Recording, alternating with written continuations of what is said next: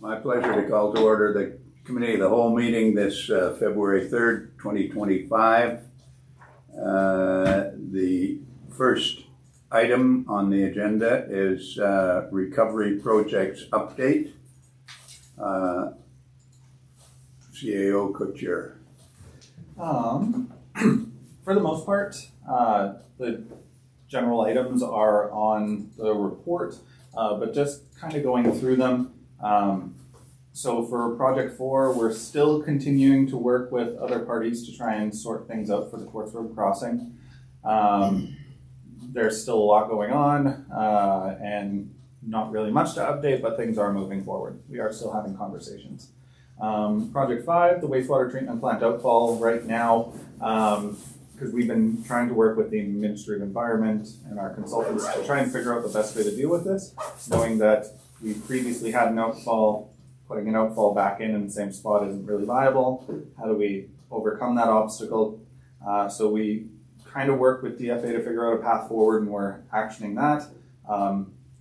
Basically, our understanding is we're going to need quite a few technical reports, like 3 or 4 specifically. So we understand that DFA will fund their portion of those technical reports as per the usual 90-10 agreement.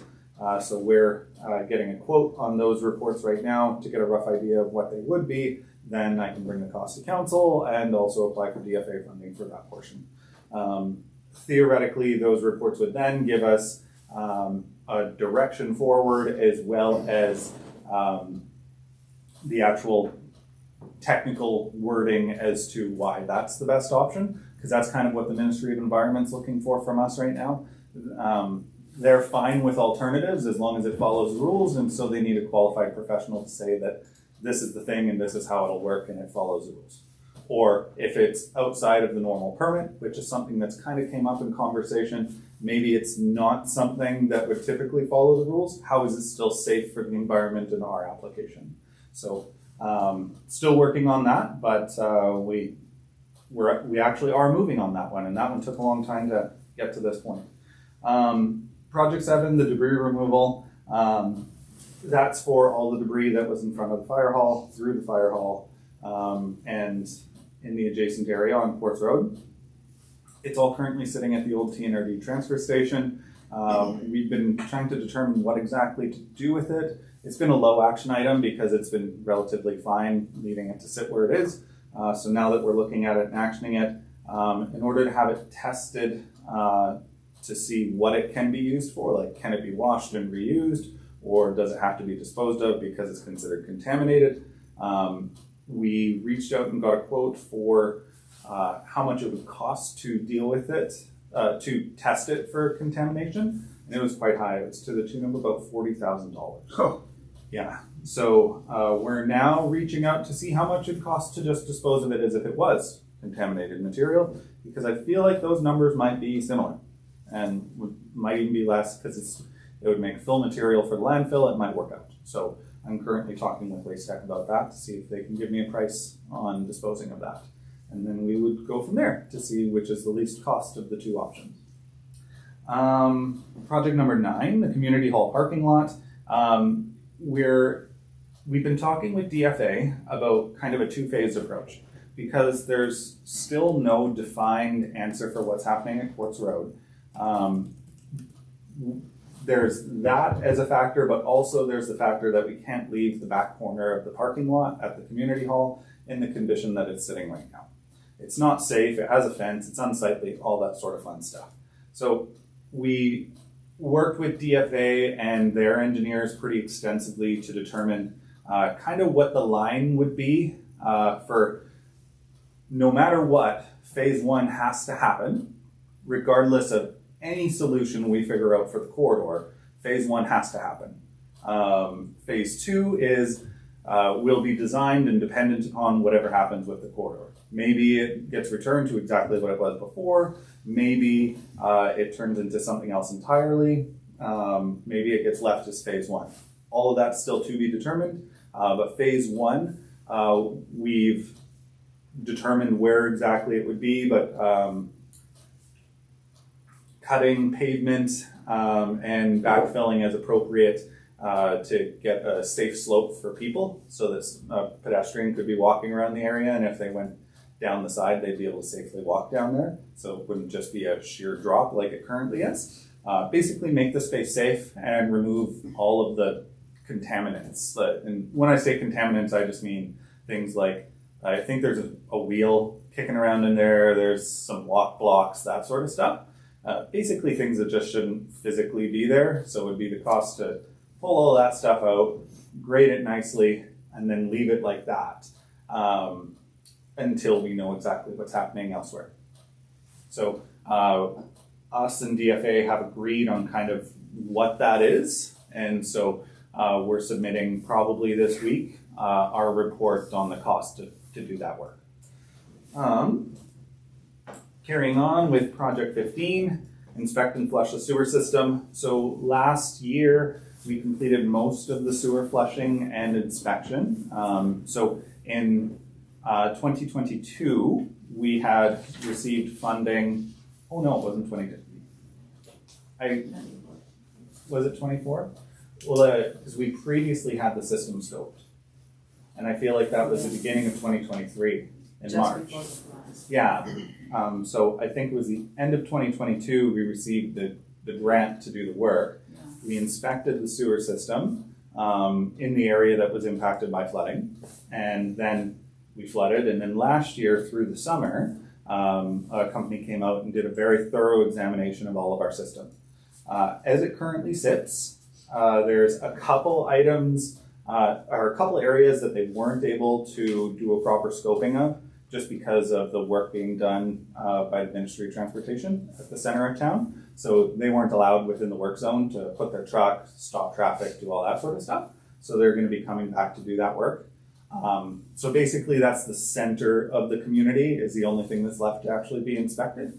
The rest of the town has been inspected. I saw the preliminary report last week. There's, I believe, 3 areas of concern that are definitely sewer main damage caused by the 2023 freshet. I can't remember the estimated amount. It was very quick that I saw it because it was part of other things we were taking care of. But I feel like it's to the tune of about $150,000 is the total cost that we would be going to DFA and asking for the funds for. So we were, when I was talking with True, we felt it would be best let the crew come back out, finish their inspection, quickly check that stuff, and then add it all together and look at basically Project 15 Phase 2 is what it works out to be. Right now it's kind of, we're inspecting it and checking it to make sure it's in good condition, and then anything that's wrong, we're going to take care of in Phase 2. Carrying on to the next page, Project 21 is, this is definitely one of the more positive ones. The storage trailer in the Bonaparte River has been a thorn in everyone's side for a long time. I think this is attempt number 5 at a different way to approach it, because we looked at DFA, we looked at the Ministry of Environment. DFA said no to funding it. We asked the Ministry of Environment because they have a flood debris and damage secretariat, and they said no. We looked at 2 other ways of access, one through the main wetland, one across the creek. Neither of them would work because of ecological damage that they would likely cause. And so, yeah, this is the 5th kick at the can. We've found a route it's challenging, like it's a difficult route. But 3 different local contractors have walked it with me, and they all think that they would be able to action the trailer and get it removed. Basically, we were able to walk on that route, so it was last month that I went and looked at it with them. Walked along the route, we're able to get to the trailer, they looked at the trailer, scoped it all out. The biggest limitations with dealing with this project is time of year. This time of year, with -20 would be a little bit harsh, but like -5 to -10 is what most of them would want to see the work actioned at, just because especially after a frost like this, they would have some pretty good frozen ground to be able to work on and cross. In the spring, it would be an absolute no-go. It would be too swampy and equipment would get stuck.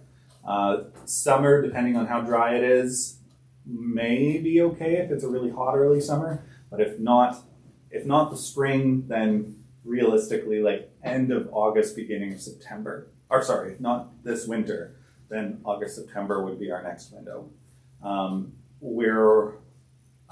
True's working on the permitting right now and getting it into the province. Then as soon as the permit's done and submitted, I'll be talking with them to see if there's any way we can expedite it or anything like that. So I hope to have positive news soon saying that we will be actioning this at this general time. And once we know for sure that the methodology for access and removal is permitted, then I'll be going and getting quotes. Because this one, the cost will be borne on the village, so being very careful. But it's good to see that three local contractors are very engaged on the idea, and they all want to take a shot at it. So, but I said to all of them, don't give me a quote now because it'll change depending on the season. So it won't work anyway. So wait until we know for sure we're allowed to do it. I'll tell you the time window, and then you can give me quotes for that. So Sounds just good, Peters. the August-September window for the dry season, does that also follow into where we'd be at with the Section 11? Or? Yes. So it's, well, the Bonaparte's a little tricky just based on timing because it's a little different in some sections. Just looking at like fish spawning and that sort of thing, there's some concerns about doing stuff in that time of year. So we're not sure what the province will say. My biggest fear is they haven't said yes yet, and they might say that neither of those times work for them. And then I don't know. I don't know what we'll do then. I hope that it does not come to that, but We may need a quote because I have to put it in the budget, yes, just in case we are going to go ahead with the project. yes. I believe that by the time we get into budgeting, we should know what's going on, and we should have a time frame. I think within the next month, I should know about when to expect it. Well, we'll know for sure because it won't be this time if we don't have it within the month. Yeah. It makes sense to me to do it when the ground is frozen. And Yeah. then there's no problem with getting the equipment in there and able to haul the trailer out. Riparian issues and all those things Yeah. too. Or, Yeah, And it gets it out before freshet. right. Like if I had my way, it'd be today. But Well, tomorrow's okay too. okay. Next week. But yeah, that's kind of the bulk of it. Like I say, at the end of the report, right now, I would say between Christina and I, we're probably spending about 15 plus hours a week on this, just in terms of how much is this still taking our time between me and meetings and organizing this sort of stuff and Christina doing the claims. And that might be a little conservative because I know that's heavily basing my stuff, but I know that your stuff has been a little bit heavier lately with them getting claims in. Positive thing is this time of year it's slow for emergencies, so we're getting our money faster. So, yeah. Okay, thank you for that summary of recovery projects. Item B is community cleanliness priorities. We are here to discuss priorities for spring cleanup around the community. Who's discussing that? This was requested by Councillor Diebert. He worded it a little differently, but I checked with him to see if this is kind of what he had in mind. Yeah. And in a general sense, his ask made sense on a staffing side. Basically, what I'm hoping to get out of this conversation is a list of items that council considers priorities in a prioritized list so that we can look at actioning that when the weather is appropriate in the order that council's looking for. Yeah. Well, I think cleaning up the downtown area, the highway 97 and 1 come to mind for me as a priority. Anybody else? Nope, that's it. That's all you got to do. I have a comment though that there has been a lot of chatter on social media and in conversations with the public that I've had that if we were to initiated some community cleanup days that people wanna help. Like, they realize that, staffing is an issue, that we don't have a big staff. But they would like to be, it's like the adopt a planner, they wanna help make the downtown look better. And so I don't know if that's something we can look into. I know there's, because we're on highways, there's a bit of a concern of liability, but I would like to see something happen. I know the cleanup day that happened at the park prior to graffiti days last year was well attended and very positive, so. Councillor Rantic. Yes, I agree that the downtown is a priority for sure. There's just the litter, there's a litter problem I noticed along the sidewalks. That's pretty normal, and like I know the Beautification Society, a long time ago we used to have cleanup days, and you know there would be a number of big garbage bags full of just regular litter. There's kind of I don't know if this falls under community tidiness and cleanliness, but the some of the boulevards and downtown Revite areas have could use pruning and trimming and weeding, and if it warmed up a little bit, some of those things could be done before lawn mowing season, and it might be possible to shape some of the shrubs in the Gateway Park, and I think there might still be some dead trees in there or bushes that need to be removed. I don't know. I think the village owns the fence between the Gateway Park and the Dairy Queen, and there's some damage to the fence that needs repairing. That is a very traveled little portion there. I don't know if there's a way of tidying up some of the broken concrete near the Gateway Park. There's I don't know if it's already been done, maybe it has, but there's kind of a little area that Susan Berdini planted that has some shrubs. Right at the front? Yeah, at the front, that could be checked. There's some tidying that did occur a while back that was really good, like in front of the Oasis Plaza, even though we can't really do the Oasis Plaza.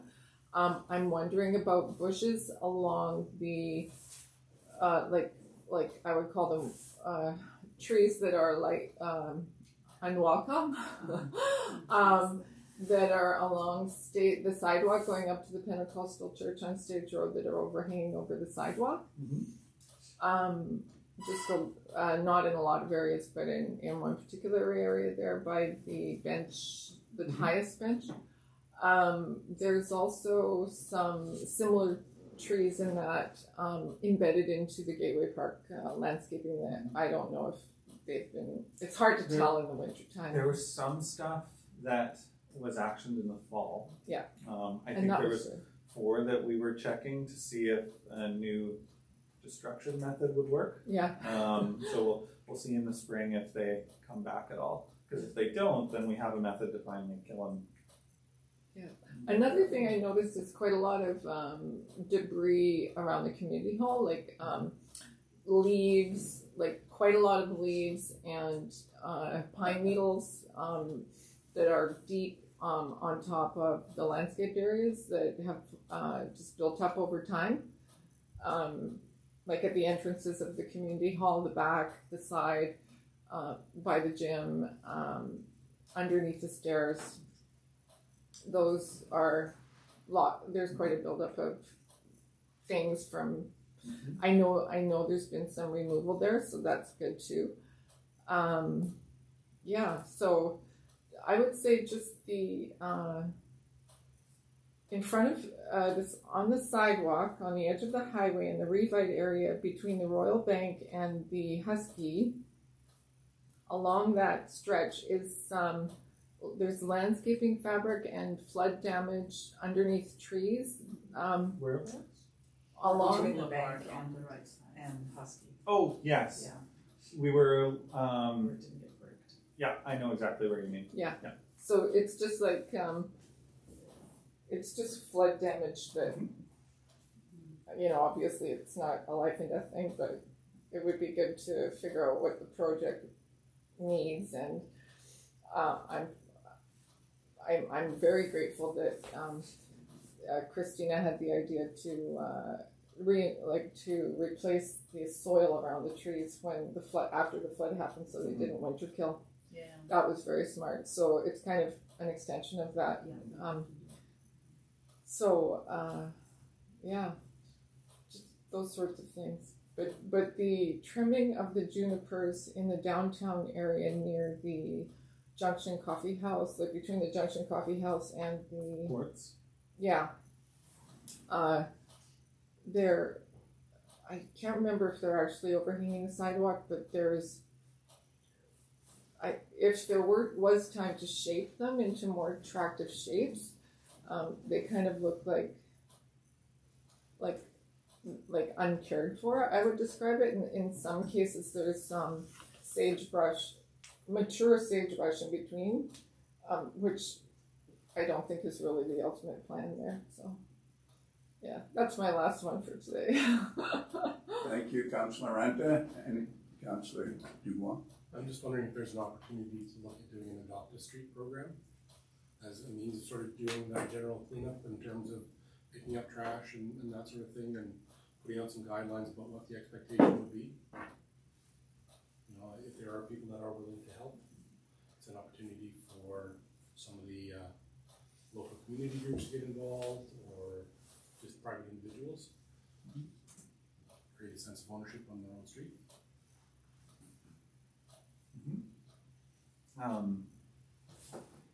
Yeah, Administrator Co-Chair. I definitely think that it could happen in the residential ones. I'm gonna send an email to Modi, just regarding what you had previously mentioned about working on the side of the road, to see what their guidelines are and their requirements are. Because I know the places that have the most trash are definitely the two major thoroughfares. So it'd be nice if we could get those picked up by a local group or something like that, after we know exactly what they're looking for. So, the other thing that I wanted to bring up, it's to do with this topic, but last fall, late summer, fall, I was chatting with Public Works. I was going through town with a couple of them, just looking at some of the problem areas, and we were trying to think of good ways to tackle some of the issues, knowing that installing brickwork is expensive, difficult, a few different things. Like to continue the brickwork through the community, maybe there is a means to do it, but trying to look at how we can do something sooner. And so 2 ideas that came up. First was the thought of artificial turf. It has its pros and cons. One of the things that we didn't like about it, it can look nice, like current artificial turf does look nice.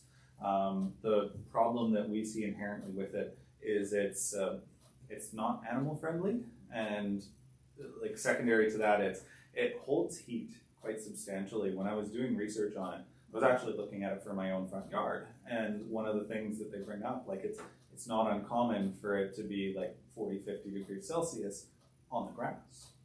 And that's not something that you experience on a lawn. So when you look at a place as hot as here, I don't know if it's the best option. It would look nice, but I don't know if it's the best option. Because aside from irrigating and mowing, that adds a lot of maintenance costs. A second consideration is the previous practice that the village used to have in ages past was using brown bark mulch quite extensively in those areas and mulching around the trees. So like, for example, the area that you mentioned in front of the bank, historically that would have nice clean bark mulch that would be, top layer would probably be taken off every year, and then a little bit more would be added on, and then the bottom mulches in, that sort of thing, year over year. Had a very nice aesthetic. Problem is it's not very fire smart, so it's kind of which works. So when I was talking with the team the end of the year last year. Like this is why we were talking about it. We were kind of having an end of year. How are we going to deal with this next year? So the thought was for now to transfer back to the bark mulch way of doing things because it did work, even though it's not the best option, and then explore other options. This way, at least because the bark mulch could be removed and it needs to be topped up anyway. So say a year or two from now, it's suddenly determined, hey, this is a solution that the village wants to go with. It's not as big of a deal. Like, yes, it's certainly easier to do right now when nothing's there, but maybe it would get us through for now and help with some of the aesthetic.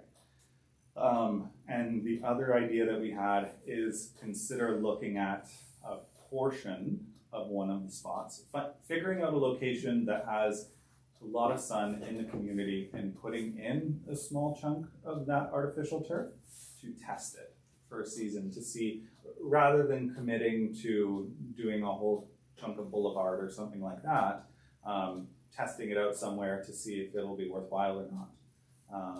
And because it's not inexpensive, but the benefit is it lasts for 15, 20 years and it's very low maintenance. So. Slug resistant. Flood resistant, yep. And it sprays off. So, does that sound like it makes sense in a general sense? Councillor Ranta? I think it's great. I think that sounds like a really good solution for now. And the testing of the turf, I think that would be good, and just see if it gets like 50 degrees, maybe that would be a bad thing. I'm curious about using brown bark, like the red bark mulch, because it's so close to the same color as fire retardant. If because I know how difficult it was to remove fire retardant from the fires, maybe you could spray the bark mulch with fire retardant. I'm just curious about that. But yeah, I'm really happy to talk about these things, and like I did notice walking around the town that there has been some tidying up done, so that's really good. Did really appreciate that.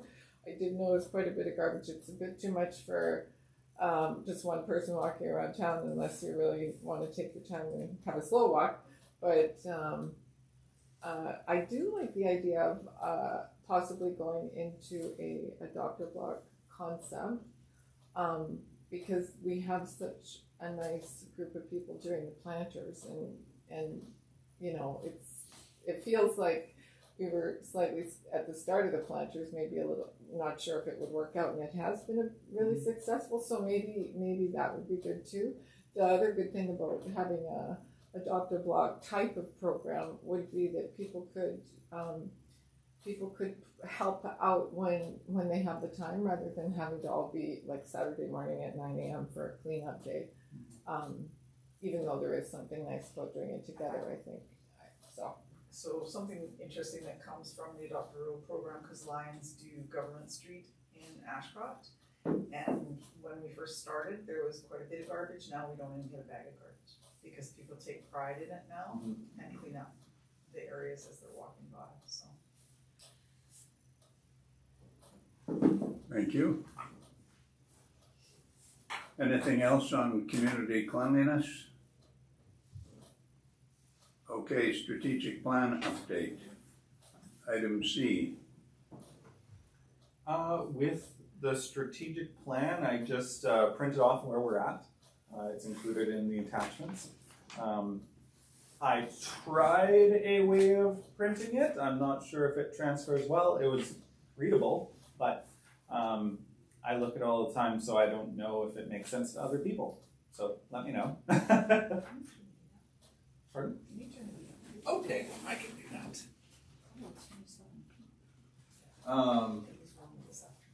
Yeah, so I have that in there, and then all the items afterwards on the agenda, like you can see that there's quite a few. The intent was I put all the things that are on the strategic plan currently that I think need a bit of discussion by council to see to the next steps for various reasons. So I just put them all on there for council to pick and choose whatever you want to talk about. What's anybody want to talk about?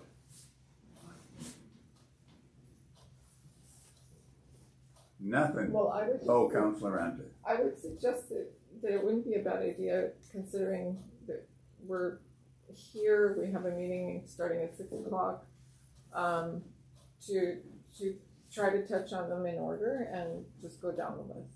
Sure. 1.4, determine the needs for additional recreation infrastructure. So something that I hear around the town, from some people is, now that we've closed the pool and we're looking at cleaning out the, like, doing something with the pool to make that attractive part of the park, not necessarily tearing down all of the buildings or anything like that, but just like avoiding having like an eyesore for a long period of time, and trying to figure out a viable like way of recovering the swimming pool into a good part of the park. So sometimes folks in town, and I'm not necessarily advocating for it, have mentioned a water park, a spray park, or something similar to that. I'm not sure if there's a way of creating an alternative to the swimming pool on that property, like turning it into something else, or just converting it into something. But I think that the concept of a spray park is something we keep hearing. We're probably going to hear it in the next election if we don't move forward in it. I'm not an advocate necessarily of a spray park. I would be curious about the cost of one. I would be curious about, is there a way of using the pumps and filters that are there at the pool right now for a new a facility like a spray park? I would be curious if that's possible. And that sort of thing. I'm not sure if this is our highest priority as a community. I know that the bridge project that we're probably going to be undertaking will be very expensive, and I'm not sure that buying a spray park is good timing right now, but I think it's some kind of conversation about the swimming pool, what we're going to do and making that a little bit of a higher priority, because it really is not pretty looking how it is, and it would be good to develop it into some kind of usable space. So that would be my question, I guess, is when and how is a good time to talk about that, or are we going to? Councillor Peters. Yeah, I agree that we need to do something, but it's not high on the list of priorities to replace it, but certainly to work towards planning a replacement of what we're going to put in that space would certainly not run this, I don't think. Thank you. When we bought that property adjacent to the park, the reason that we bought that was for a soccer field, because there's not enough room in the existing park to put a soccer field. And so I think that's something that would be beneficial for the community, to have a soccer field in the park extension. I think we've got that later in the agenda somewhere. It's in there. Anything, Councillor Anta? Oh, Administrator Co-Chair. On the topic of future use, it's a thing that we hear a lot from the public, like what's happening there. And so it kind of as a part of that, but also just for our own curiosity, when there's a free minute, we tend to look at what could that be used for. And so we've had some ideas. The spray park has certainly came up. It's came up a few times. Some of the pros and cons. The pros is there isn't anything around us, so it would be a good complement to the stuff in the area. One of the other things that I recall when I was in Victoria last year, I was walking through one of their parks, and they had this like it was not a large water feature, no bigger than the council table here, and all it was just it was a concrete pad, nicely paved stones and that sort of thing, a drain in the middle, and it very, very gently went to the drain, and it had 5 or 6 little sprayers, and 4 concrete benches around it. Like it was aesthetically pleasing, like it was just part of the environment as you're walking down a road, but then there's just a button hanging out on the side of one of the things, you press it, and there's 4 sprayers or whatever there is, spraying water, and there was like 20 people there, and it was this big. So one thing, like because when we've been looking at spray parks, the prices really, they, like for the bare bones, like that would be like $300,000. It roughly works out when we've been talking with suppliers, because I talked to some at UECM, they say a rough understanding of it is you're usually paying about $75,000 a fixture. So anything that sprays water, unless it's the very basic stuff, but usually if you look at a park and how many fixtures it has, it averages out to about $75,000 a fixture. Our water's extremely hard, so those fixtures won't last as long as they do in other places. So it's just something that we have to bear in mind for the future, for future replacement. So it's just something to bear in mind in terms of cost. When we've been looking at it, I look at it with that idea, and I see like the footprint of the baby pool is a comparable footprint to that kind of an item. So it could be something that's looked at, something smaller scale, or something larger. Other things that have came up that are cost effective and not really in the area is a pump track.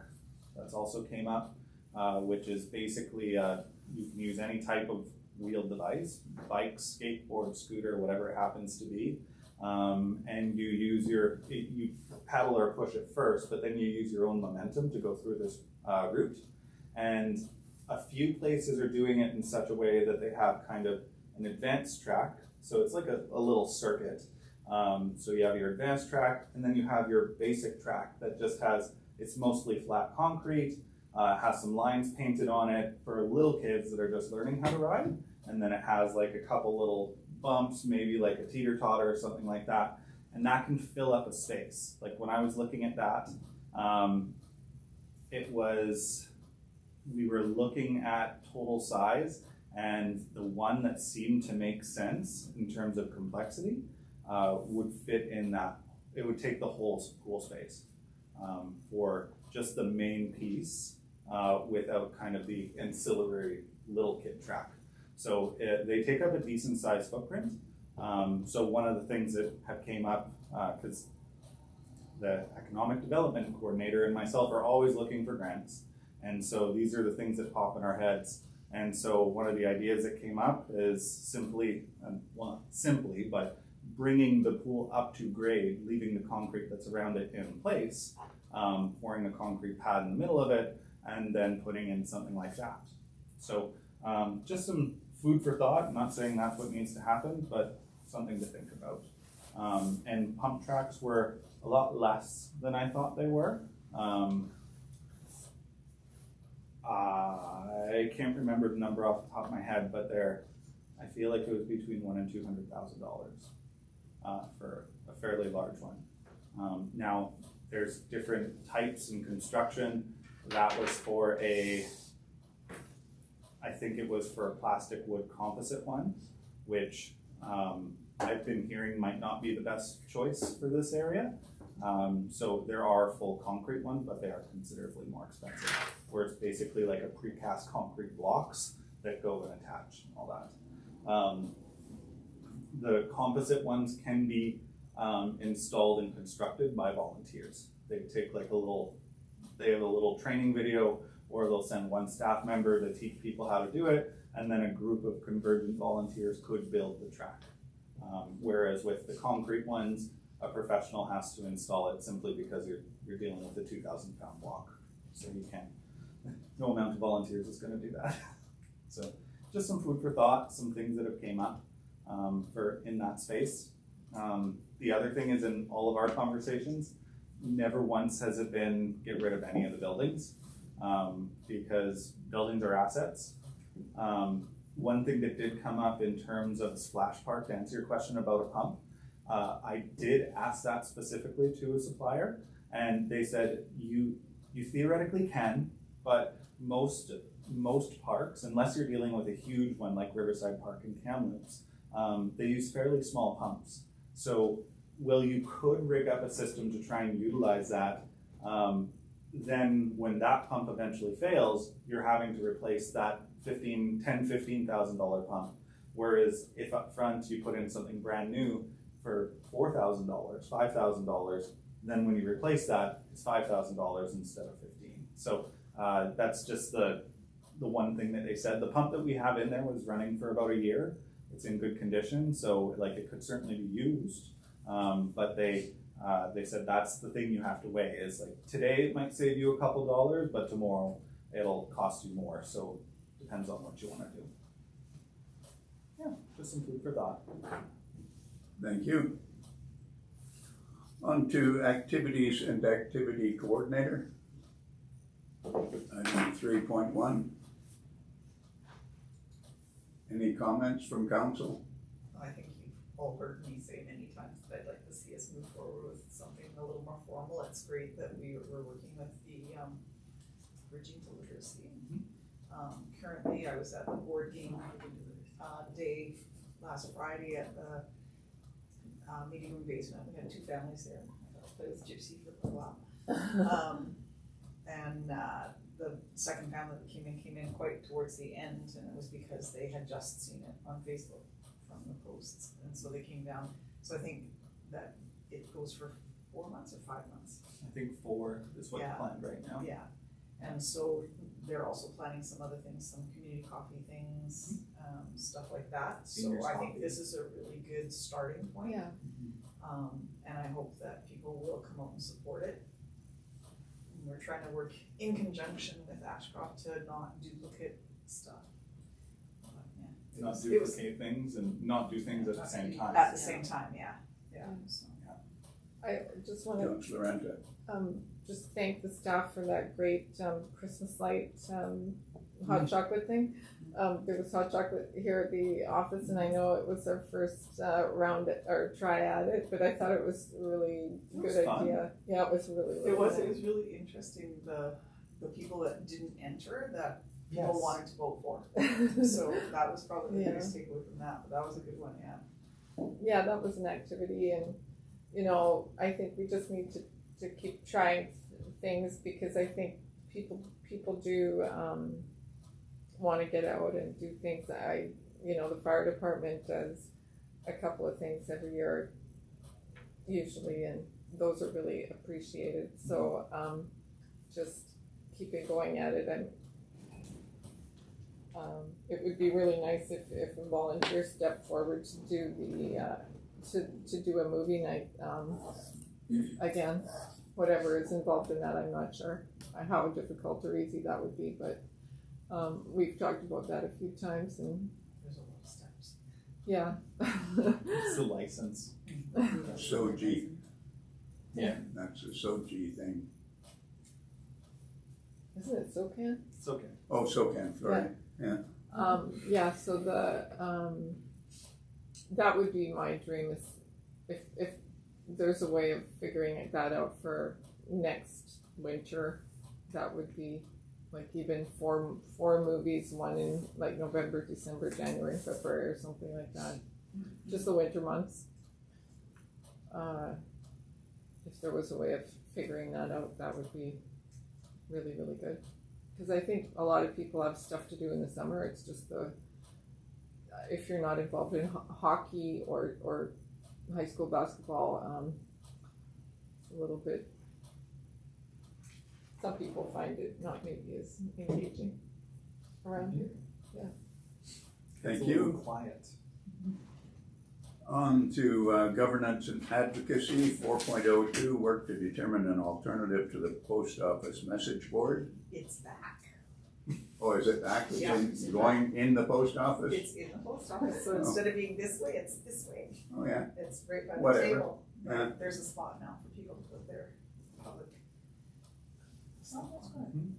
Yeah, so that's actually why this one is on, because it's, I was like, do we still need it as a strategic objective? Or is it just change the objective? Like maybe the answer is still, we need to find something, but maybe just not in the same place. So, Well, I remember last time they tried to shut it down, I wrote a letter to the post office and it stayed until all of a sudden the post office goes on strike, then it disappears when they come back to work or something.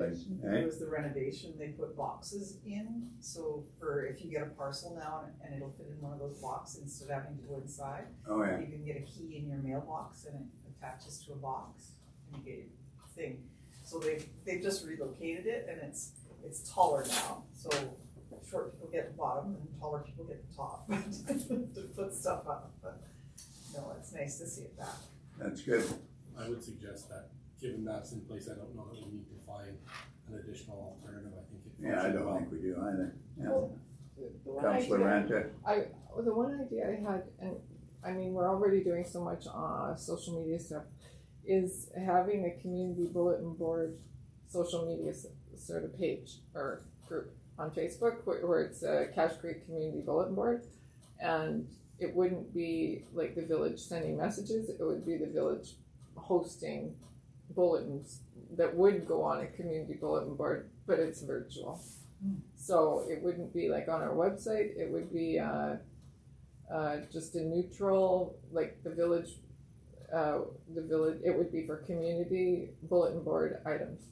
So it wouldn't maybe be sales of like garage sale posters, but it would be more whatever we would have put on a bulletin board. But I don't know if we want to increase our jobs on social media. Councillor Dubois. I think there's enough media pages out there that it gets confusing, because then you have 5 different pages that you're looking at, and you look at it and it's all the same content. I think that if we're diligent about using the current Facebook page that the village has and creating sort of some protocols and how people can access it and approval of messaging, I think that can work quite well just with that, and it acts as a single point of contact, and then it just reduces some of the confusion. Thank you. Anything else under post office message board? Seeing none, on to 4.03, establish a rotation and procedure for regular town halls. The second Tuesday of every week. every week? Well, there's only one Tuesday every week. Oh, then it won't work. And that's fire practice day. Perfect. Because they attend all our town halls, so we want them. Yeah, I think 3 a year or 4 a year is probably appropriate to have them. I think we usually have one around budget and a few other different things, so if we could identify sort of the major events within our calendar to have some discussions. Mhm. Maybe there's an opportunity as part of our initial planning for next year, we could have a kind of a general brainstorming session and put it out there, but I don't know. Well, we do have one where we present the audit results, then one for the budget presentation. We do have one in December that is not quite a town hall, but is when we present the utility budget. And maybe in the summer, but the reason we don't have one in summer is because people have vacations Yeah. and not many are around. We also have the annual report as well. Yeah, that too. I always forget about that one. but Yeah. It's there. We're legislated that we have to have one for that. Yeah. I would also like to have kind of talked a little bit about this, but a public facing time where, How are we how doing? are we doing? And have, the thingies on the wall where people can just put their sticky notes up, so it's not that attack that happens sometimes. And then we can take that information and kind of put it together and discuss it at a committee of the whole, where, okay, these are the issues that came up, what do you think we should do about them? So it's nice to have the budget one where people can have input and the audit one, but we need to have some that are just for the people to come out and talk Yeah, I think, And ask questions. and ask questions. yeah.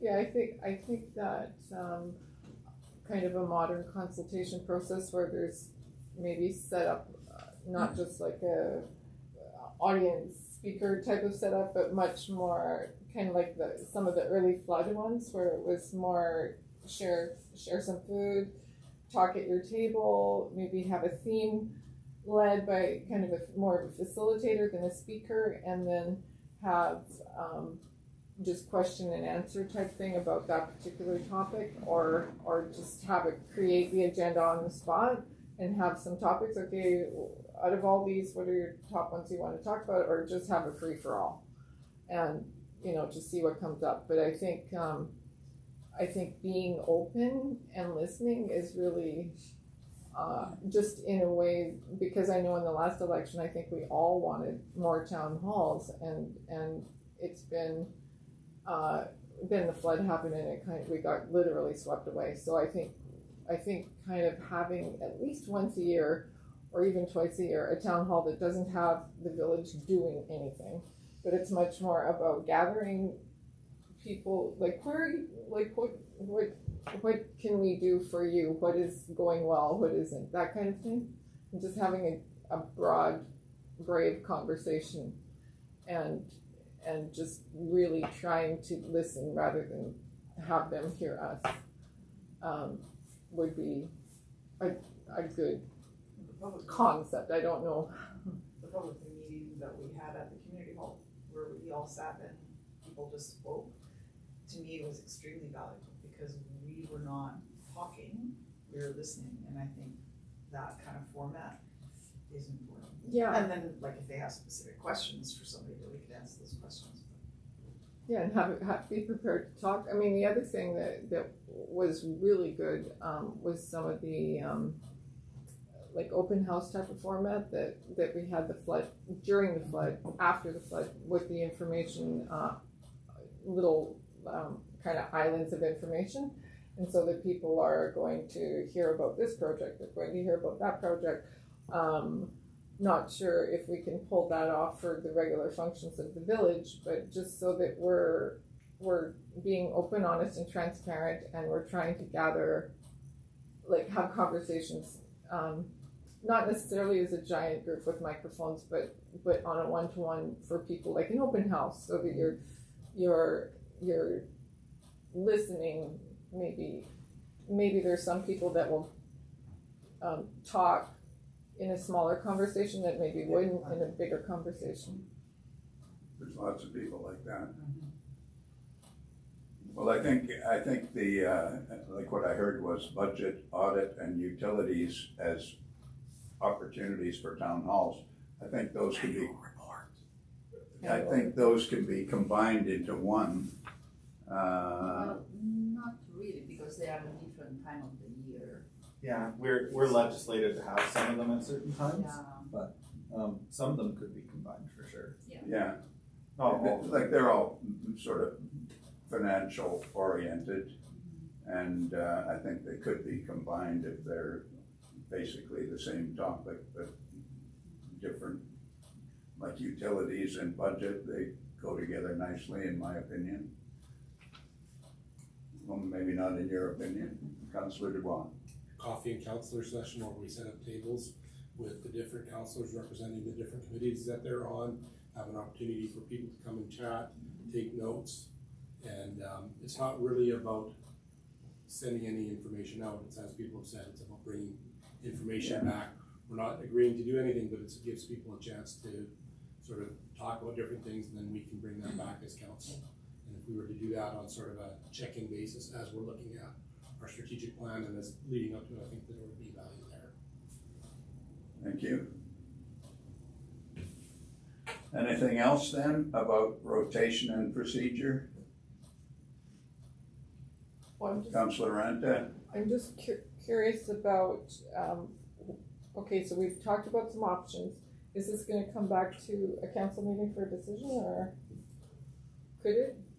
It certainly can. Okay, good. Okay, on to 4.11, quarterly reporting, determine measurables that are desired for reporting. So So with that, earlier today at the Policy and Bylaw Review Committee, we discussed the topic a little bit. But I guess the thing that we as staff are hoping for is to have a general idea of the items that council is looking for to see on a quarterly report, because it can be pretty detailed or it can be lighter, but we really want to know what needs to be dived into. The other thing is, the deeper it is, the more time it takes to do. So that is a concern, but we do want to make sure that we're putting the right stuff in front of the council. Councillor Dubois. I like what we're doing here. As part of the committee as a whole, we're getting some feedback on where things are at, and maybe if we can highlight some of the things that have occurred. But I think what we've got in terms of this is a fairly good start, and I would suggest start with this, and if it's something that we need to modify over time, I think then we can do that. But I think this works on a regular basis for checking in. Yeah. Councillor Peters. I think the quarterly reporting was more that we had requested financial updates quarterly. Sorry. Yeah. And so, what we discussed today is that creating a policy for it, but not detailing what needs to be into that report, because every council will have its own things that they wanna see, so that it would be discussed. My feeling is it would be an overview of where we're at, how we're doing. Are we fairly close to what our budget projections are, or are we off? Where are we off? Why are we off?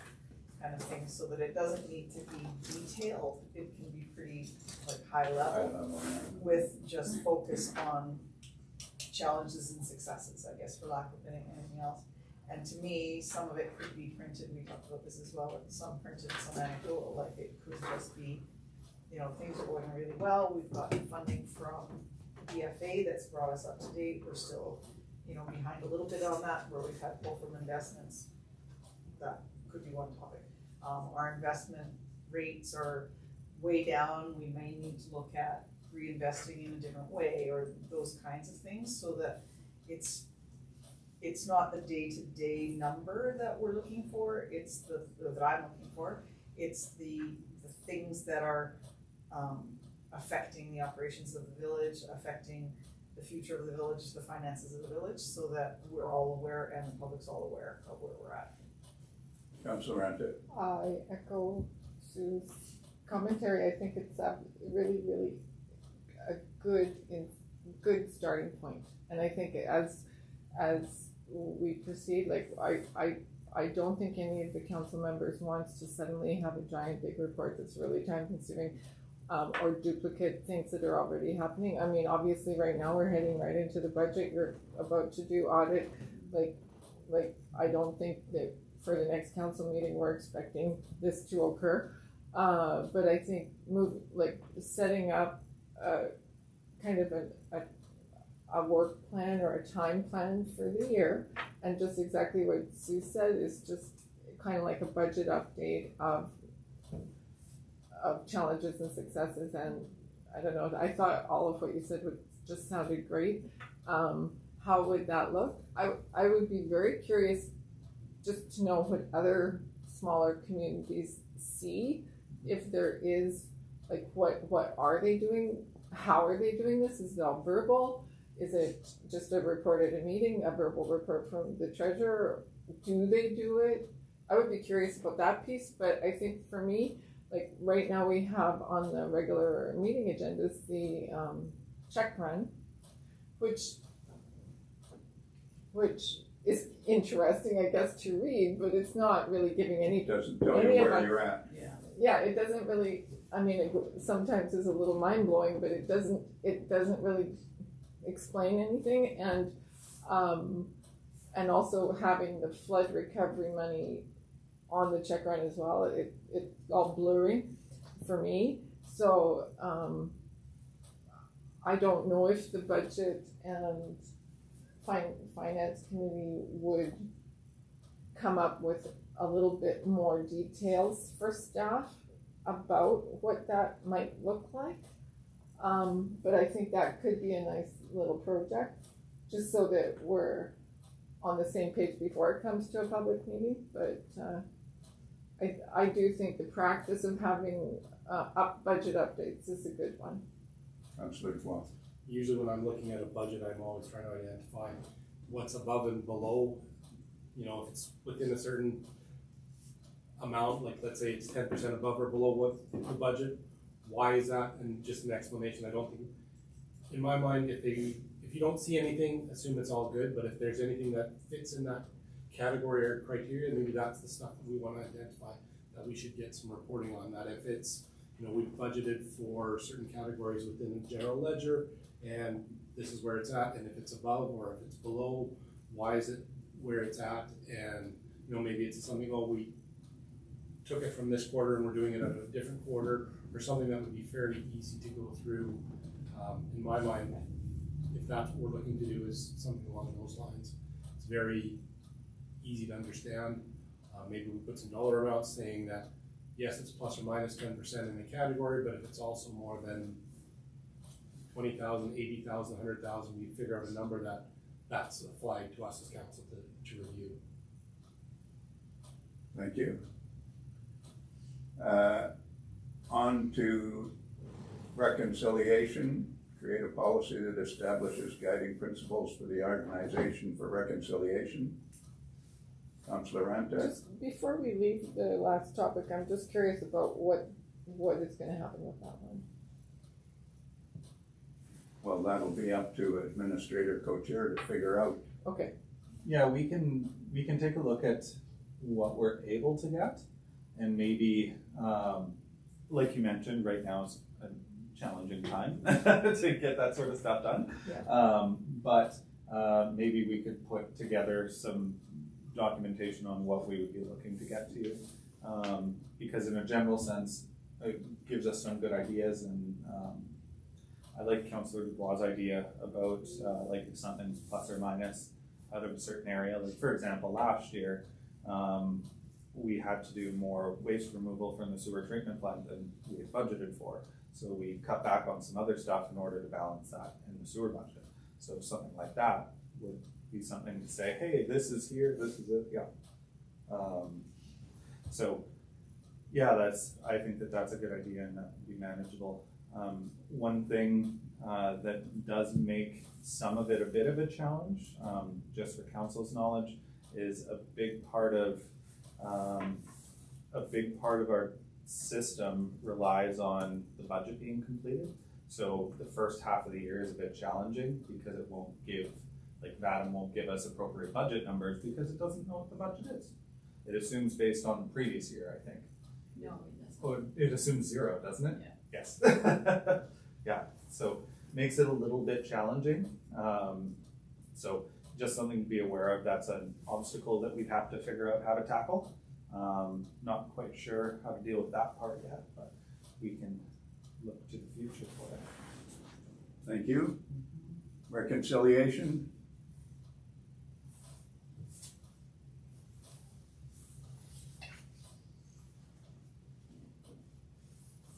Councillor Ranta. I'm very in favor of having kind of a clear policy on the council's, like, actions towards reconciliation and trying to put that into policy. One of the things that we discussed today at the policy committee was the land acknowledgement and moving forward with that. And I don't know if it would be good to move forward with, like it says here, guiding principles for the organization for reconciliation. So it would be kind of assessing, I guess, what other ways the organization can commit to reconciliation. Councillor Dubois. I think it'd be worthwhile to review what other organizations have done and identify very concrete things that they've done that work within the framework of the Indigenous communities around us, that it's something that can work for them rather than us trying to create a policy that isn't based on something that's Doable. Yeah. Yeah. Well, I know in the past there was an initiative to get the Ashcroft Indian Band and the Bonaparte Band together and to meet with the village, but that simply doesn't work in my experience, because they fought historically, and, so if we could, separate them and meet individually, I know we've, tried to set up a meeting with the Bonaparte, but we weren't successful. And, you can only do so much as far as reconciliation goes. If people aren't willing to meet with you, then it's challenging to reconcile the differences that occurred in the past. Councillor Peters. That being as it may, I think we can still, within our own organization, come up with what we would like to do to work towards that. There's lots of guidance through the there's a lot of documentation on what they're looking for. So it's taking that and figuring out how we can build that into our day-to-day operations. I think that's what it's more about than individual bands and communities. Thank you. Anything else under reconciliation? Seeing none, fiscal practice reinforcement, create a legacy fund policy that guides the use of the landfill legacy fund and its intended uses. Historically, its intended use was to keep the taxes low. Somehow or other that was abandoned, and now the taxes have risen quite dramatically, and so I think there's room to incorporate a portion of the landfill legacy fund into reducing taxes. I think it's important that we appear, or that we succeed in getting a little lower tax regime than what we have presently. And I know the assessment generally in the village of Cache Creek for residential was down. I believe it's 1% this year. And I haven't heard where we're going with taxes, but I suspect there will be an initiative to see taxes go up rather than down. Councillor Dubois. With all due respect to the mayor, I believe that my understanding and what I think the landfill legacy fund should be used for is for activities that the village wants to undertake that are separate from business as usual. I think that as a municipality, we have to rely on what we get from taxes to cover our operating expenses. I think that's what has happened in the past, is that when the landfill did close, there was no planning so that there was the ability to maintain our infrastructure without dipping into the fund. And I think that's really what's key, is we need to make sure that that fund is available to fund other things that the village wants to do above and beyond the core assets of what we do as a Capital community. projects. Well, what we do as a Whatever. core community is we look after our water, sewer, garbage, all those sorts of things. That the municipality has to pay for those things, and that's where we're utilizing our tax base from. And that the landfill legacy fund is, if we decide we want to put in a spray park, that's the type of activity where it's beyond our core business that we are able to tap into it. The other thing that used to happen is that 25% of landfill revenue went into the landfill legacy reserve, and that has not been possible in recent years, but I think we should target getting back to the point where we're not just using the landfill legacy reserve and doing projects as you mentioned, but we need to build it from time to time so that there's money left in the landfill legacy reserve at some point in the future. Councillor Peters, then Ranta. I think that this it ties into a whole bunch of discussion we've had about reserves. The landfill legacy fund, since the landfill closed, had to be used to help keep the tax increases as low as we could make them, because we did not have those revenues for 4.5 years, almost 5 years. And so previous council and this council, I think, are all on the same page about building that fund and getting money back into it. But I think until we have across the board sustainable, operating income that unfortunately those funds, I don't believe we had to use any last year, Yeah. a little bit of it last year. budgeted some. Yeah, for operations, but I don't believe it should be used for operations. As soon as we can, we need to get out of that, pattern that we've had to initiate. But I do believe it should be built. We've also had a discussion about looking at all of our, it's the next one, so review and revise the non-statutory reserves. I believe that the landfill legacy kind of builds into that as well, because it is a reserve, and in my humble opinion, that we are reserve poor, that we should have much higher reserves than we have, and I think we need to work towards that as well. Councillor Ranta. I think it's important that we create a long-term sustainability for the village. And I think that being dependent on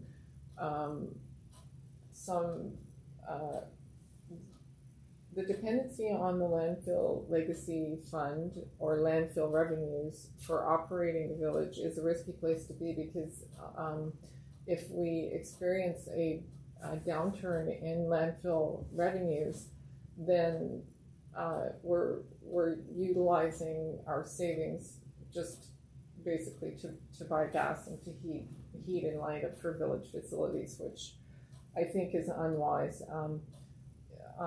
So I regard it in a similar way to Councillor Dubois, which is that it's money that the village can use and the council can use to do special projects, whether that's renovations, upcoming renovations, or I suspect that we're probably going to have to pay quite a bit of money towards a new bridge if we decide to have a new bridge, which it feels like is mainly what the community is hoping to have.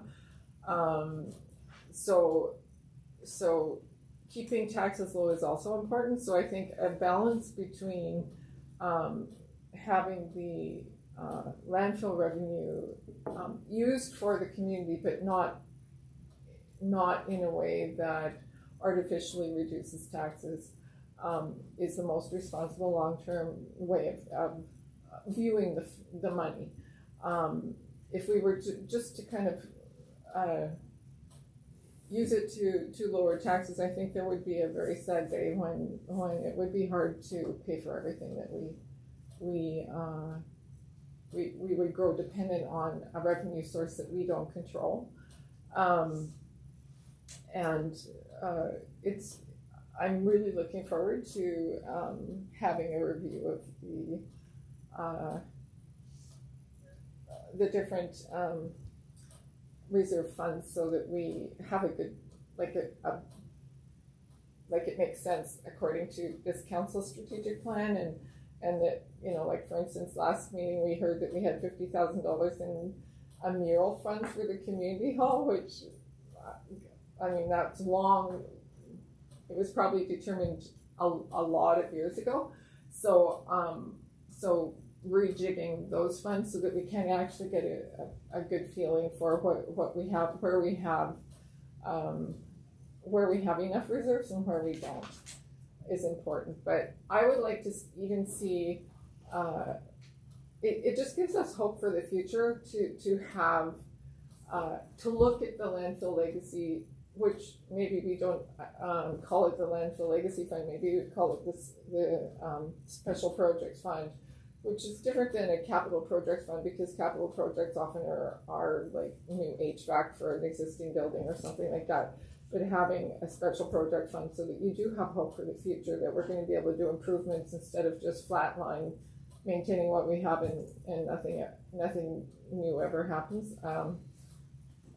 That's my outlook at the right now anyway, and that's before we've going into budget planning and really seeing the real picture. So CFO Martini. Yeah, so again, I want to, Councillor Ranta is right. We are dependent on a source of revenue that we don't control, and we saw when the landfill closed, that source of revenue disappeared, and all of a sudden the tax revenue just couldn't cover for the operations.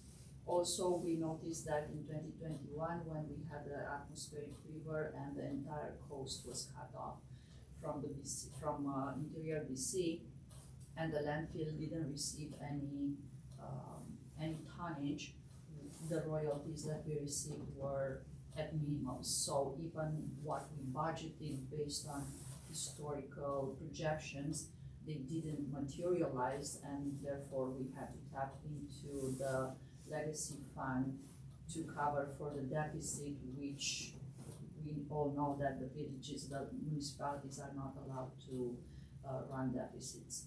And so the best practice would be from taxation to cover the operations, and everything else to be, that's a bonus practically, the landfill legacy that we could just use. And right now for that additional portion that DFA doesn't cover for the recovery or for special projects, currently there are more and more grant opportunities that are tied into having local governments contribute portion of the grant. So we need to have that flexibility if we want to tap into grants that are available out there. I do agree that we need to increase our reserves, but it's really difficult to save money when you cannot even cover for the day-to-day activities, pretty much. Thank you. Anything further on landfill legacy reserve? Administrator Co-Chair. I believe that most of what I would say has been covered, but one thing that I wanted to touch on that CFO Martini said, very specifically, a large amount of grants you can't even apply for unless you have unencumbered funds available. So starting to see more and more grants that cannot be stacked. Certain ones can, but a lot of them can't. Usually kind of the stuff that's a little easier to access and a little bit lower number, like when you're looking in like the $20,000 to $70,000 range, you can get things, but you have to have a portion yourself, and it can't be stacking throughout the grants. So you have to have it in the bank and prove that it's there. So even though there's X amount within the fund, it gives you a lot of leverage to be able to use that against other funds for capital projects or little things that are planned on the side. So I think that that's important to note, because it's one thing, like say for example, we have gas tax funding that's sitting in the bank. It can only be used for certain things, whereas this, it's not like, it's no strings attached. It's the village's money. Yeah, last I saw it was about 1.2 million in the landfill. Yeah, so that's not insignificant. Anything else on landfill legacy reserve? I wrote down special projects on my agenda. Review and revise non-staff reserves to better align with modern asset management practices. I think We covered that discussion. Yeah, I think we are going to have a better picture once the audit is finalized to see exactly how the funds, how the reserves stay in place, and then we can probably bring it to the council to reshuffle them and kind of put them in the place where aligns with the strategic vision of the council. Good. On to livability. We have 12 minutes left, and there's 7 items, so we don't have much We need time. a small break between meetings. Oh, you need a break? No, between the meetings. Oh, so what you're saying is we don't have 12 minutes, we've got 7 minutes. Yeah. 9. Okay. Livability, set standards for municipal properties. Councillor Ranta. I think that speaking from like being a counselor, I wonder if would that be a policy, or would that? It would end up as one, I would think. I think we should look at that. We'll wait for a report from the policy committee on that then. Identify areas with high impact to target with current capacity.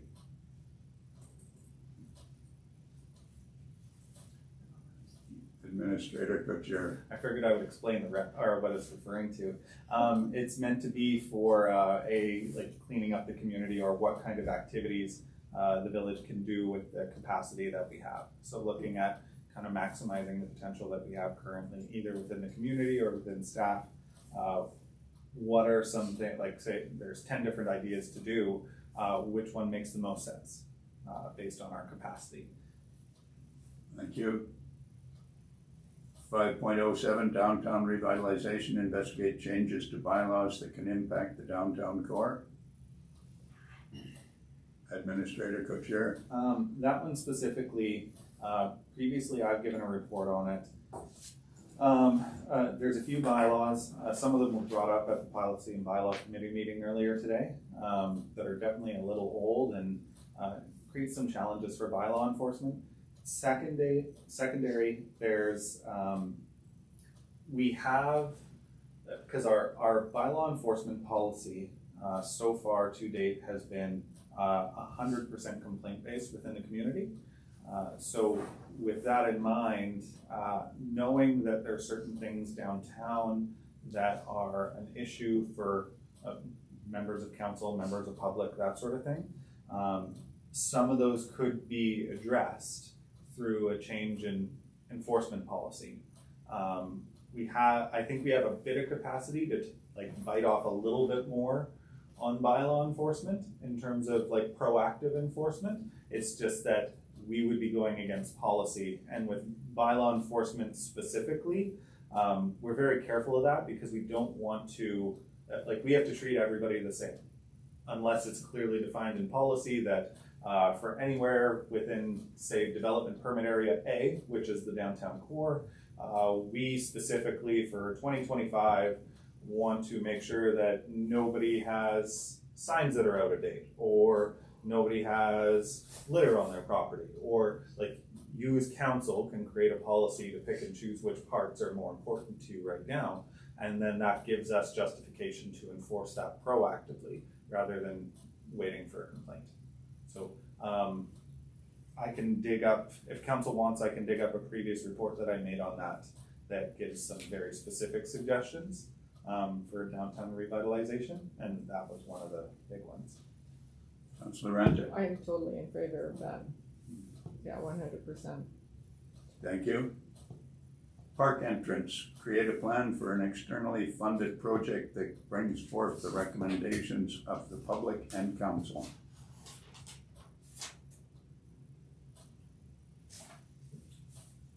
On to create a need. I was late. Oh, That one specifically, in the actual strategic plan, the idea was to create two broad-based plans. One being, if we can seek out funding for it, let's do this. The other being, if we can't get funding for it, we'll pay for it ourselves and do this. And then set a timeline on when it, essentially you pull the trigger on the one that is cheaper. So that's something that just wanted to bring it to council's awareness that needs to be discussed at some time, because right now it just needs to be discussed. I think it's great to have parking available at the entrance to the park, and putting a project there would restrict the parking availability for members of the public going to use the park, and I'm not in favor of doing that. Oh, Councilor Ranta. She's over there. You can go after. I agree. I think the park entrance is really tired looking, and that wooden sign has been there since I moved to Cache Creek in 1989, and hasn't had much maintenance even. I think that something could be done to improve that part of the park. We talked already a little bit about the swimming pool, which impacts that part of the park as well. So I I think it would be excellent to try to get some funding for an improvement without impacting parking. I don't think anybody wants to lose It's parking. more about aesthetics than it is about I would- changing it. I would categorize it as functionality. It's not very clear what's going on where. No. I think that, you know, having the lamp or the street light or slash power pole right in the middle of the parking lot, where do you access it? All that kind of stuff could be better sorted out. Oh, So it's that- horrible. Not only the safety factor. Yes. I've seen so many little kids, you know, mom's getting the baby out of the car seat and the child, little 3-year-olds walking literally across the parking lot on a busy day. People bashing into that pole a lot of locals, a lot of out of town. Yeah, it could be a little bit better. It definitely needs to be done. Thank you. On to create an economical plan for a project that outlines simple changes needed. That's part 2 of the same thing. Okay, good. Develop the park extension, create a plan for the park extension. Well, let's raise the level of it so it's not subject to flooding and put in a soccer field. There is, sorry. Councillor Dubois. Well, I appreciate and I understand the mayor's comment. I think right now, I don't believe the soccer is really operating. I think that we probably have more people that would utilize it if we could turn it into an off-leash space for dogs that would allow them to have their dogs play without having it in the middle of the main park where there's defecation and everything like that. Give the people with the dogs somewhere there. And I think if we could develop it into more of a rustic area, keep it similar to what it is, but just allow better access to it from the main part of the park is what I think we should be looking. But I think that could be part of the consultation process that we do, is we provide opportunities for people to provide some feedback around what could be done. Administrator. Just CFO. want to raise one issue that we discovered when we had the wildfire people camp there, that logistically speaking, there are 3 properties, 2 private properties wedging in that extension. So we have to be aware that the access to our extension goes through 2 other private properties, that it's going to probably be a conflict there, so, yeah. Thank you. Administrator Kuchar. That as well, that's a very, very big point, but just a side thing for council to think about. I've had a lot of people come to me about it being a disc golf space. Apparently that's really popular now, not my thing, but apparently it's really popular. It's very They play it inexpensive. year-round. Yeah, you can play it year round, it's very inexpensive. It could still double as a dog park at the same time. But literally you would just put in a couple of disc golf pads. And so with the combination, if you did a combination dog park / disc golf, that you could literally use concrete blocks to hold the stand, like the, I don't know what you call it, the holes. And then you're not permanently embedding anything in the ground, so it's still fine to be ALR. And off-leash public use isn't a violation of the ALR as far as I know. So I think that doing those 2 things wouldn't even require, the biggest thing is access. To do any of that, you need access.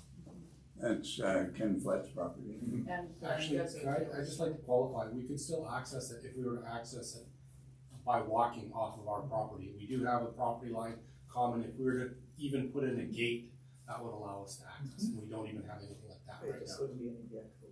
There's no vehicle access, which at least it's gives people an opportunity to go there, and it's clear that you can access it from the village property. I think there's uncertainty what that pathway is to go Where around it there. goes, what it's for. Exactly, and so people are hesitant to go on it because there's a perception that it is private property, so. Thank you. We need to take a little break